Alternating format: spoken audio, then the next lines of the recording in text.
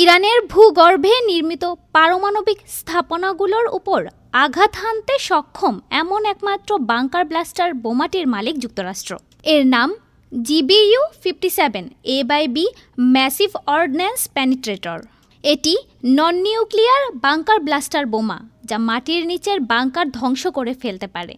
এই ধরনের বোমার দিক থেকে এটি পৃথিবীতে সবচেয়ে বড়।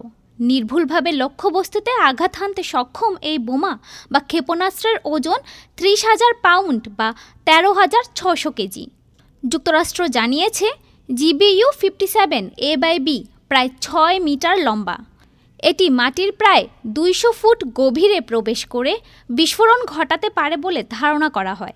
আর যদি ধারাবাহিকভাবে একের পর এক বোমা ফেলা হয়, তবে এটি মাটির আরও গভীরে প্রবেশ করতে পারে।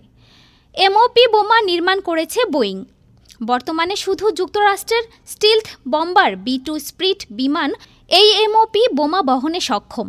অস্ত্র ও প্রতিরক্ষা প্রযুক্তি নির্মাতা প্রতিষ্ঠান নর্থরপ গ্রুম্যান কোম্পানির নির্মিত এই বিমান মার্কিন বিমান বাহিনীর সর্বাধুনিক বিমান। নাতঞ্জের পর ফর্দো হল ইরানের দ্বিতীয় পারমাণবিক সমৃদ্ধকরণ কেন্দ্র।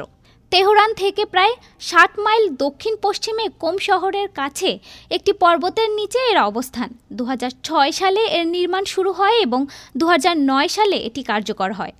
ওই বছরই তেহরান প্রথমবারের মতো প্রকাশ্যে ফোর্দোর অস্তিত্ব স্বীকার করে।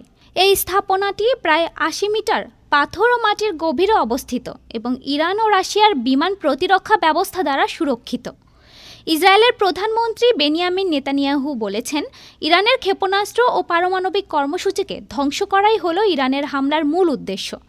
আর এই হামলার অন্যতম লক্ষ্যবস্তু হল ফর্দো, জানিয়েছেন দেশটির কর্মকর্তারা। ইসরায়েলের যুক্তরাষ্ট্র দূত ফক্স নিউজকে বলেছেন, এই পুরো অভিযানের লক্ষ্য হল ফর্দো নিশ্চিহ্ন করা। ডেস্ক রিপোর্ট, আজ বার্তা।